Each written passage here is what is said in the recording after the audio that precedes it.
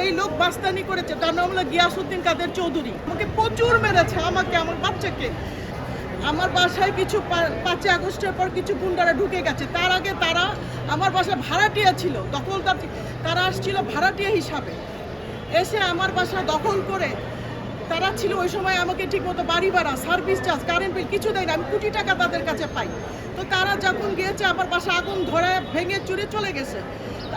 আমি 10 বছর আগের কথা বলতেছি, কিন্তু 10-15 বছর আগে। তারপর তারা 5 আগস্টের পর এসে তারা আমার বাসা এসে আমার বাসা ভেঙে চুরে তারা ঢুকেছে। আমরা যখন বলেছি কাগজপত্র কই, সেই লোক হলো যেই লোক বাস্তানি করেছে তার নাম হলো গিয়াসউদ্দিন কাদের চৌধুরী। 16 জুলাই 2025 সাল 2025 সালে আমার বাসায় এসে আমাকে প্রথমে উপরে আমার ফ্লোর, আমি 5 তলায় থাকি, তার মুন্ডা দিয়ে আমার বাসা, আমার উপরে আমার গ্রামীণ ফোনের টাওয়ার ছিল, আমার একটা রেস্টুরেন্ট ছিল। তারা আমার সমস্ত কিছু ভেঙে চুরে আমাকে মেরে আমাকে রক্তাক্ত করে ফেলছে। আমরা চিলে তারপর কুর্মিটলা হসপিটালে যাই। আমার পায়ে অনেক আঘাত, আমার বাচ্চাদের, আমাদের সবাইকে মারে। আমাকে জনগণ এসে আমাকে বাঁচিয়েছে। এরপর তারা এসে থামে নাই, তাদের ক্ষমতা। আমি কেন এসে মামলা দিয়েছিলাম জালিয়াতি, এরপর তারা এসে আবার আমাদের সাথে টর্চার শুরু করছে। এখনো পর্যন্ত আমার সাথে টর্চার শুরু করে। আজকে আমার একটা মামলা ছিল, আমি তাদের নামে মামলা দিয়েছিলাম।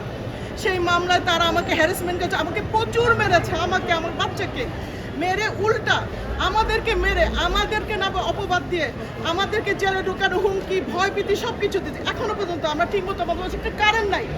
এই মামলাটি হচ্ছে গুলশান থানার মামলা। মামলা নাম্বার হচ্ছে গুলশান 15-22-25। এই মামলাটি হচ্ছে একটি ফ্ল্যাট দখলকে কেন্দ্র করে মামলাটি। ফ্ল্যাট দখল করতে গিয়ে মারামারি হয়, তার ভিত্তিতেই এই মামলাটি দায়ের করা হয়।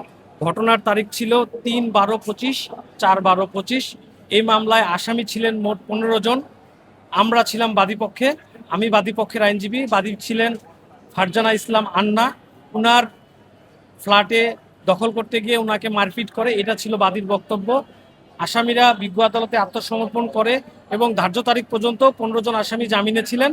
আজকে 9 জন আসামি বিজ্ঞ আদালতে হাজিরা দেন এবং বাকি 6 জন আসামি বিজ্ঞ আদালতে আসতে পারেন না, সময়ের আবেদন করেন। সকলেই ধার্য তারিখ পর্যন্ত জামিনে থাকায় বিজ্ঞ আদালতে আমরা উক্ত জামিন বাতিলের আবেদন করি। এই 6 জন আসামির মধ্যে একজন সংসদ সদস্য, তিনি, যেহেতু আমরা সকলেই জানি আজকে সংসদের অধিবেশন চলছে, তিনি অধিবেশনে থাকার কারণে আসতে পারেননি এবং তার ব্যক্তিগত নিরাপত্তা রক্ষীও তিনি আসতে পারেননি। এই 2 জনের পক্ষে আমরা জামিন বাতিলের বিরোধিতা করি না। বাকি 4 জনের বিপক্ষে আমরা জামিন বাতিলের আবেদন করি এবং বিজ্ঞ MM আদালত নং 3 জনাব সেফাতুল্লাহ স্যার উনি সন্তুষ্ট হন। সন্তুষ্ট হয়ে এই 4 জনের জামিনের আবেদন বাতিল করেন এবং তাদের বিরুদ্ধে WA ইস্যু করেন।